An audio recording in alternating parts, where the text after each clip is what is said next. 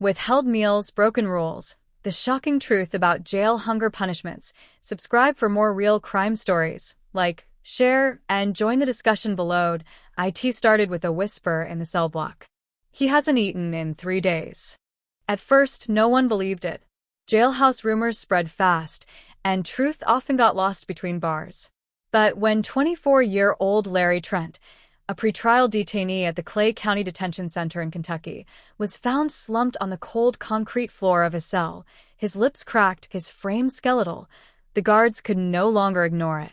When paramedics arrived, they described him as barely conscious, dehydrated, and severely malnourished. One of them later told investigators it looked like someone had just stopped feeding him. Surveillance footage would later confirm what few dared to say aloud. For 5 full days, Trent had been denied proper meals as disciplinary action. His offense? Talking back to a guard. As his body was rushed to a nearby hospital, the footage spread through internal staff chat logs. Screenshots later leaked to the press. It showed trays being slid past his cell, not into it. Officers walked by as Trent begged for water. When state investigators entered the facility a week later, they uncovered food logs with falsified signatures, meal checkboxes marked served, but untouched.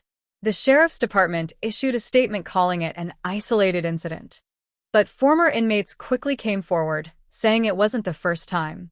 They spoke of food being used as punishment, sometimes skipped meals, sometimes spoiled trays, sometimes nothing but plain bread and water. One said, they called it the loaf. You couldn't tell what was in it, but if you complained, you got less next time. Behind those walls, the loaf had become infamous, a brick-like mix of beans, vegetables, and starch, baked into something barely edible. It was supposed to meet nutritional requirements, but inmates said it was more of a message than a meal. In Trent's case, the investigation uncovered even darker details. Internal reports revealed he'd filed multiple grievances before his collapse, all ignored. One guard's note read, "He's faking hunger for attention." Another said, "Let him learn." By the time the hospital staff stabilized him, it was too late. Trent's organs had begun to shut down.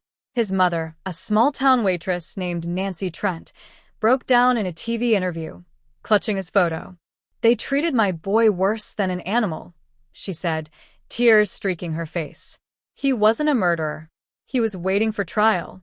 But what no one expected, what would shock the entire county, was what investigators found next when they reviewed old jail records. There were 5 other inmates with eerily similar notations beside their names. Disciplinary meal restriction. And one of them never made it out alive. The name was Michael Allen, a 36-year-old man who had died 2 years before Larry Trent's collapse. His death had been quietly recorded as medical complications, and no one outside the Clay County Detention Center had questioned it. Until now. When state investigators reopened Allen's file, they found nearly identical notes to Trent's. Meal restriction, 3 days. Refused food. Non-compliant. But when detectives cross-checked security footage, a disturbing truth emerged. Allen hadn't refused anything. He'd simply never been given the chance to eat. For 3 days straight, his cell door stayed locked while trays passed by. On the 4th day, he collapsed. The pattern was impossible to ignore. Inmates with minor infractions, talking out of turn, cursing, or arguing, had their meals withheld as behavioral correction. It was an unspoken policy, passed down through whispers among guards. One anonymous deputy told investigators, they said if an inmate mouths off, you cut his tray. It's how we kept control. Public outrage grew as reporters dug deeper.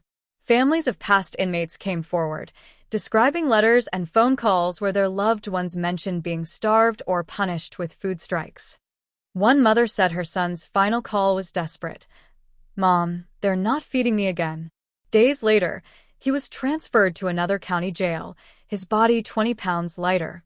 Inside the facility, tension boiled. Officers who once laughed about the loaf now faced suspension. Sheriff Patrick Robinson, long seen as a tough-on-crime figure, claimed ignorance. "We had no policy that allowed food deprivation," he told the press. But internal emails told another story. One from a senior officer read, Loaf them if they act up. It'll shut them down quick. Meanwhile, Larry Trent, still recovering in the hospital, became the face of the scandal. His mother, Nancy, began demanding justice. She stood on courthouse steps holding a hand-painted sign, "No one deserves to starve." Her voice trembled but never broke. "If it happened to my son," she said to cameras, "it can happen to yours." Behind closed doors, investigators discovered that some of the meal logs had been pre-filled before shifts even began, guards marking meals as delivered before trays were prepared. One even joked in a text, "Skip his lunch, less paperwork." As the probe widened, the Kentucky State Police raided the detention center's administrative office, seizing computer hard drives, handwritten rosters, and surveillance footage. What they found on one of those hard drives changed everything. A folder labeled Incident Recordings 2018 to 2021 contained dozens of short video clips, each showing inmates begging for food through the slot in their cell door. Some pleaded. Some cried. Others, too weak to speak, just reached out empty hands toward the camera. And in the final video, time-stamped 3 months before Trent's collapse, the camera caught something that would blow the investigation wide open. A correctional officer, laughing, holding a food tray up to a cell door, and then dumping it straight into the trash. The video went viral overnight. Local news stations looped the clip of the guard tossing the food into the trash, his laughter echoing down the hallway like a cruel soundtrack to the suffering behind those steel doors. Within days, the FBI and the U.S. Department of Justice announced they were opening a federal civil rights investigation into Clay County Detention Center. The once quiet Kentucky jail had become the center of national outrage. Families from across the state began contacting reporters, claiming their relatives had endured the same kind of hunger punishment. Former inmates described it as slow torture. One said, "You start counting cracks on the wall to forget the hunger. But the hunger never forgets you." Inside the jail, officers turned on one another. Several guards came forward under whistleblower protection, revealing that the meal discipline orders came from higher up, specifically from a lieutenant who'd told them it was better than pepper spray. Investigators soon identified him as Lieutenant Tommy Williams, a 15-year veteran of the jail. Williams denied everything at first, but when confronted with the video evidence, he broke. In a recorded interview, his voice trembled. "It wasn't just me. Everyone knew. We were told it was part of control." That confession cracked open the case. Emails showed that for nearly 4 years, the jail had been cutting meals to problem inmates, and supervisors falsified food logs to cover it up. It wasn't just neglect, it was a system built on humiliation and silence. The DOJ called it a pattern of constitutional abuse. In the courtroom, the tension was unbearable. Families filled every bench as Williams and 2 other officers faced charges for civil rights violations and falsifying records. The prosecution played the jail footage one last time. Larry Trent begging for water, Michael Allen collapsing, the sound of a tray hitting the trash. The jury didn't take long. All 3 were convicted. But the true reckoning came afterward. The Department of Corrections issued new statewide policies banning meal deprivation for disciplinary purposes. Every jail in Kentucky was ordered to undergo random meal audits, with nutrition checks and camera reviews. Advocates called it Larry's Law. For Nancy Trent, that name meant everything.